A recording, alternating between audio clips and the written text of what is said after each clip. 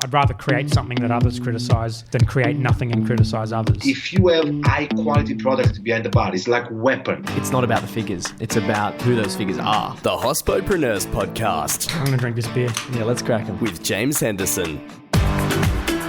Hello and welcome to episode 76 of the Hospodpreneurs Podcast. Founder of tea retail and wholesale company, the Steepery, Kym Cooper joins me today for an interview on her journey to acquire and share knowledge of tea. Kym is a qualified tea master and has travelled extensively around the world to tea houses, stores and estates to understand global tea culture.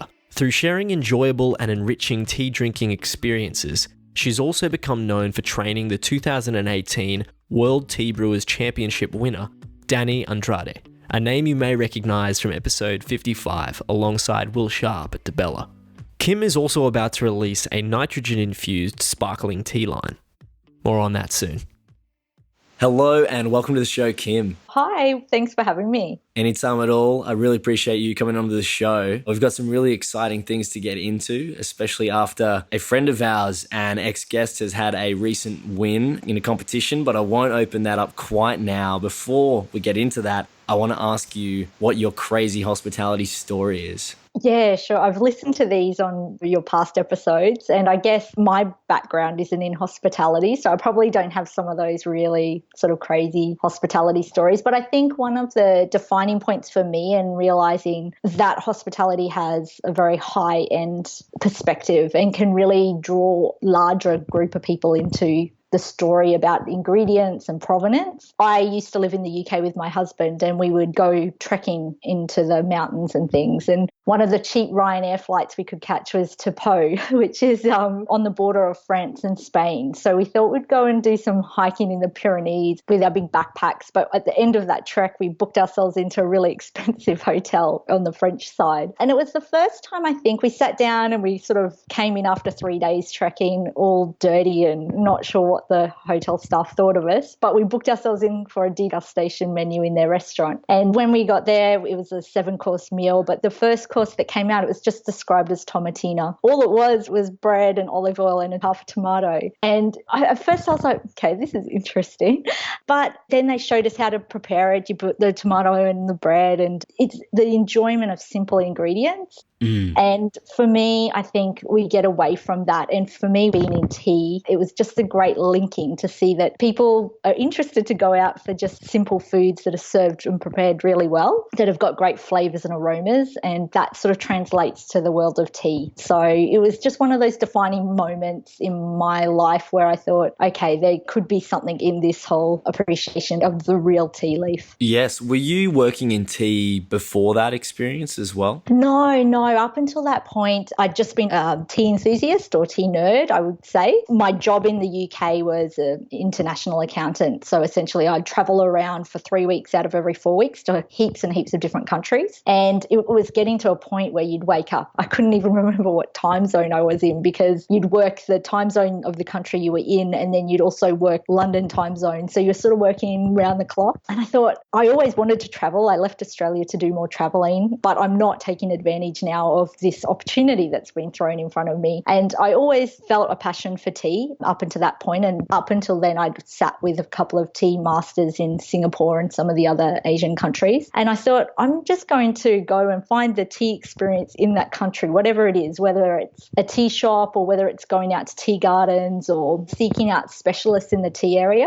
and just see how it's served, see what their story is, see how they put this forward to their communities. Well, that was essentially what then propelled me when I moved back to Australia to get into tea. You mentioned they're tea masters. How do you become a tea master? It's one of those terms. I think it should be revered to the very, very small set of people that have made tea their life. Because the big thing with tea is that, yes, it starts as an agricultural product, and typically those producers and growers are the ones that make the tea or finish the tea off. Sometimes there's another step involved. There'll be a refiner or a wholesaler. And then there comes like like wholesale and distribution and retail. So for me, the true masters are the people at the farms producing the tea, making it that finished product. And they do it their whole lives. And if you talk to them about what the recipe is to make a tea the way it is, there is no recipe. It's just experience. And I don't think, even for them, they go under tutelage of their forebearers or their parents, for example, before the children are in a position to be able to make that tea in a similar way. Is that the best way for people to learn about tea from their forebearers? Is that the case? What's the best way to learn about tea? Yeah, it's a really great question, James, actually. And I think at the moment it's very confusing because there's not in the hospitality world a whole market of tea jobs out there. So unfortunately, if you study wine or if you study barista training, you go into a job, there's a defined role. Tea's not quite there yet. So for an enthusiast, I think it really depends on where they want to go with their journey. So if it's purely just to become a better tea drinker, a better tea appreciator, understand much more of the world of tea,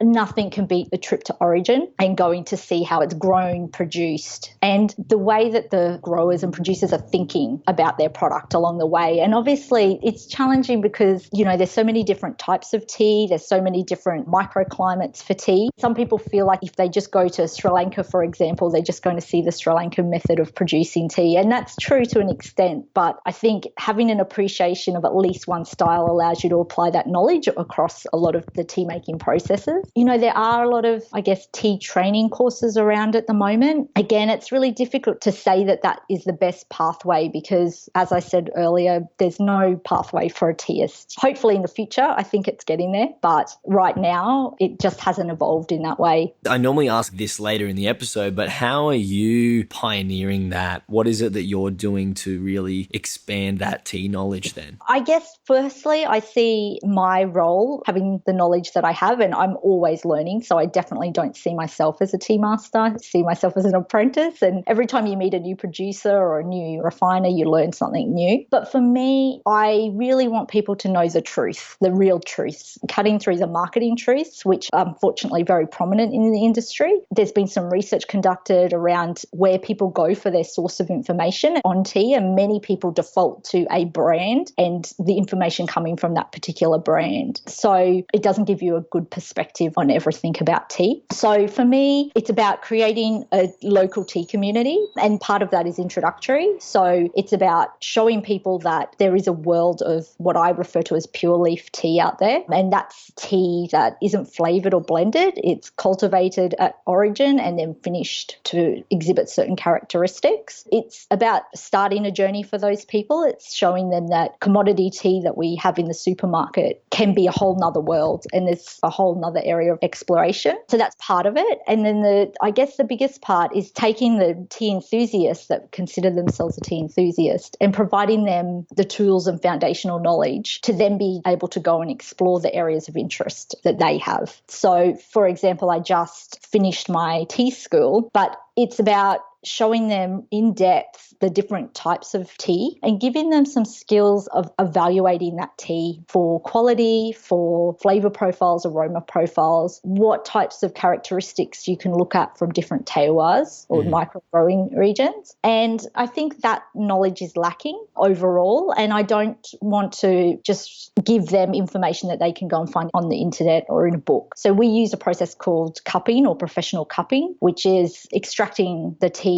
under certain criteria every single time the same way, and you pick up the highlights and the lowlights of those teas to be able to start to benchmark them and get a basis for your tea knowledge going forward. You used the term terroir and microregions interchangeably. Is that for a particular reason, or I know people use the term terroir a lot more broadly than to just define a microregion? I guess I do use them interchangeably. I guess when I think of terroir, I'm thinking of more of a bit of a macro region. So, for example, the Fujian province of China. But within the Fujian province, there's all of these little microclimates. And essentially, there's so many small lot producers in those different areas of the Fujian province that you will get, if you grow one cultivar of tea in one location, it will taste very differently to another, or there might be a certain processing change. So, for example, in the Fujian province, it's the home of white tea. One of the areas for white tea is called Fooding. And then an hour down the road, there's another area of white tea production called Zhenghe. And those two areas are very close together, but they actually have a different method of processing their white tea. One uses sun-drying and the other uses indoor drying methods. So the taste is very different. Yes. If we liken that for listeners, maybe who understand a bit about coffee, maybe that's washed versus dry processing methods, it's going to be totally different. Or for another industry, maybe brewers, it's when you add dry hops versus wet hops. It's totally different. So yeah, definitely picking up what you're putting down. Please continue. Sorry to interrupt you. I just want to make that salient for listeners. Absolutely. No, that's great. I think, so really all I was saying there was that micro regions to me would mean at that micro level, at the garden level, for example, in terms of nuances and differences.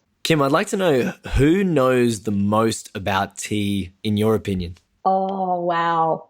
To be honest, I think the farmer knows the most about his tea and only his tea. So, for example, I just visited Japan on a Japanese tea study tour. And Japan, very similar to China, all of their documentation and all of their research papers is in their local language. And in the past, they haven't been, I guess, as open to having that information translated or even sharing that information more widely outside of their territories for many historical reasons. But what I really feel is that that is the real information that's lacking for the Western world. So unless you're very fluent in another language and are able to interpret that information, or you've got some really good connections there, I still feel that those countries retain the really masterful information or the true information. So in Japan, for example, they have a certified process for their green tea instructors, and it's all done in the Japanese language. And when I went to Japan last year, they'd been working on a translation of one of their textbooks for 10 years into English, and we were presented with one of those textbooks. But that's the first time I'd seen that information being translated. And I think if we start moving down that path, we'll start to get better specialists in the West. There's certainly some people that have based themselves now in country, and I think they are some of the leaders in their different locations. But I would say it's very hard to say that they know the most about tea in the world of tea. Well, obviously, you know a lot, given that, as I brought up at the start of the episode, Danny Andrade has won the World Tea Brewers competition. Can you tell us a bit about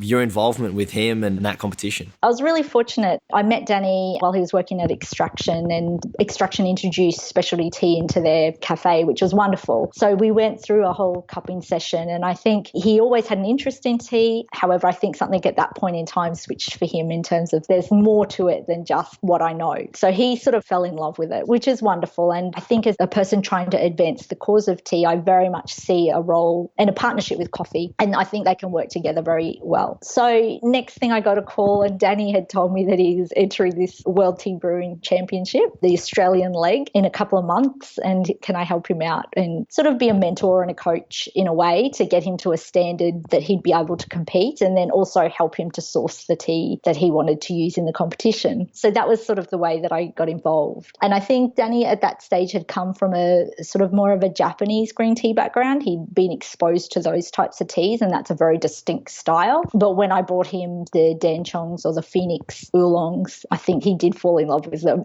This year particularly was quite funny because the spring harvest happens in that March-April period, but the producers like to rest their tea. And because Danny had to compete in May, there was a really tight time frame of getting the tea. Wow. So we put our order in, and then it did a circumnavigation of China and went back to the producer. So I was really panicked that it wouldn't make it to him, but it did. So that was great. Awesome. I'd like to know your opinion on whether there's a different way to brew an amazing tea than the standard cupping method for tea brewing. Yeah, look, I think this is definitely a big area of expansion for tea and to make it resonate in the modern lives of people. So unfortunately, tea has had not a bad rap, but it's always seen as a great drink in the home that's comforting and soothing. We are so familiar with tea bags, which are almost granulated tea pellets, and they're designed for maximum extraction, and they're brewed for a long time, and then we add milk or sugar. So unfortunately, translating that into a cafe setting and sort of trying to demand a higher price to make it work, I think it's time for that to go. So there's a big difference between what I call tea tasting or brewing within parameters and then professional cupping. Professional cupping really has a place for growing your tea knowledge and for tea specialists to buy tea and to check stocks and make sure that they know their teas really, really well. Brewing within parameters, it's a little bit challenging because it always comes down to personal taste and we taste things very differently. But I think although a number of sort of cafes and hospitality venues that I'm working with understand that that's the case, that they need to brew at a different temperature, brew for a different time, the challenge for all of us is to work out how that works in service to get it out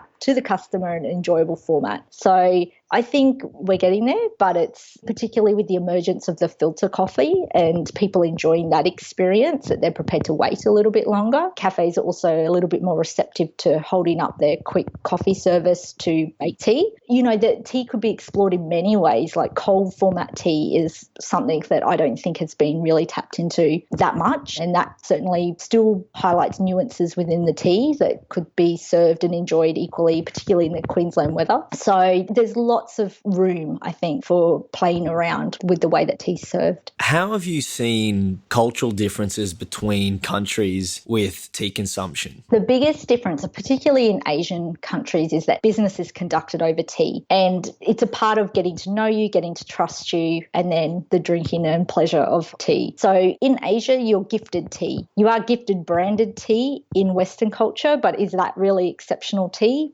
Probably not. Whereas people will pay a lot of money and seek out the best types of tea for gifts in the Asian markets. So I think that's definitely a big thing. With, say, visiting a tea farm, are there like day samples or sections of farms that you can taste like they do in the coffee industry? Yeah, for sure. It depending on what market you actually visit. Some markets produce like a raw tea product before it's actually finished. So essentially, a tea will go through a process which sort of mimics being picked from the bush, and depending on what type of tea you're making. There's picking, there's withering, there's fixing, which happens with green tea, and there's rolling processes. And then there's some level of drying. And at the end of that stage, a tea is produced to, I guess, what they call a raw product. It's called different things in different countries. And for some tea specialists, they like to taste that raw product before it's finalised. To be honest, you would have to be very, very familiar with the various tea gardens to even be able to determine the differences there. I think what you tend to find more and what you get value out of from a tea estate would be they typically will harvest in sort of single garden lots. They won't blend the product as such, and they're not the sort of teas that I tend to chase anyway. So they'll be picked on a certain day and processed and finished by a certain day, all the same lot, all under the same process. So you wouldn't necessarily taste that tea in between stages unless you were wanting an experimental lot done, which is starting to be done a little bit now. For example, turning a typically produced oolong tea into a black tea, for example. So you might want to get more involved in that process to finish the tea. But the difference being that you've probably bought that lot and you're the owner of it. So you want more say in how it gets finished. What is it that you're learning about right now? So many things. It's a really good question. I think up until last year when I visited Japan, I'd very much been focusing on being an oolong specialist. So oolong's a type of tea. It's a semi-oxidized tea. And the reason I loved it was because the Taiwanese, which is where I was born, are renowned across the world for their oolong production. And the reason I think that the Taiwanese oolongs are so amazing is because that they were taught the oolong making or the oolong making processes from China. They also had some period of time when they had the Japanese influence there in country. I feel like it's almost you've got the technique and technical skills from China, and then you've got the refinement of the Japanese style of teas. So that's sort of been where I've been sort of focusing my skill and my craft and my interest in tea. However, I was given the opportunity to go on a study tour to Japan last year. And up until that point, I'd just recently met a Japanese green tea instructor here in Australia, and she'd been teaching me quite a lot about Japanese tea. And there's something in Japanese tea which does not exist exist anywhere else in the world. And it's this concept of umami to a level where I would say that most people, if they first taste a properly made Japanese sencha or shincha, they actually are like, this is like fish broth or something resembling seaweed. It's that intense. And so being given the opportunity to understand and learn from the universities about what's happening in Japan was really, really interesting to me. So I think I've been going down that path of Japanese tea and learning more about Japanese tea. But at the same time, while I love the traditional Japanese teas, I think I sort of border on the weird and wonderful as well. So I love they're trying to modernize, they're trying to grow their tea to a more international market. They've been, and this is for all tea lands across the world, they have typically been able to sell back all of their tea domestically. However, there's declines happening in many countries, so that domestic demand's no longer there, and they're looking to international markets to now sell their tea product. The interesting thing, it's a bit of a two-way process. They were very interested in understanding what we are looking for in tea, as well as being very keen to demonstrate their advancement in certain areas. So in Japan, it's been produced for quite a long time, black Japanese tea, for a couple of 100 years. However, I think it's having a bit of a renaissance. So they are producing some really interesting black teas. I find that there would definitely be a market appeal here, given that we're such black tea lovers. They also do interesting things with aging tea, pulling off the leaf material and aging the stems, for example. They're pushing the boundaries on fermentation. So one of the teas that I sourced from there is post-heated fermented, and the tea itself is actually fermented using the Koji black cultivar, which is what they use for sake making. It's that sort of innovation. And then going forward with that, it's trying to make it more popular with their youth over in Japan. So where they're taking their tea bars and their tea experiences, I think from a modern perspective, is unparalleled. It's very, very interesting what's happening there. Where are they taking those experiences? What's the next level of the tea hospitality experience? I think it's overall experience. So it's not just enjoyment and appreciation of the tea leaf. So, for example, over there, tea and food experiences are amazing, drawing in the cultural elements, but also then bringing in the modern elements of drawing those flavour profiles together. Things like taking techniques from coffee. So they've got a pour-over bar for tea over there. They're also playing around with grinding their tea leaves up and making them suitable for use in coffee machines. And that's not just matcha, which we all know is a powdered tea, but this is taking black teas and hojichas and all sorts of amazing things, and then playing around with the roast levels. That's the other extraordinary thing they're doing. So, how does that change? Are people drawn to a deeper roast in their hojicha versus a more standard roast? So it's really exciting. Yeah, this whole concept of tea not just being just a tea place, but it's an overall experience around it. What would an exceptional experience look like to you then? It would be the mingling of exceptional pure leaf tea, alcohol, and excellent food. And I think it can be done.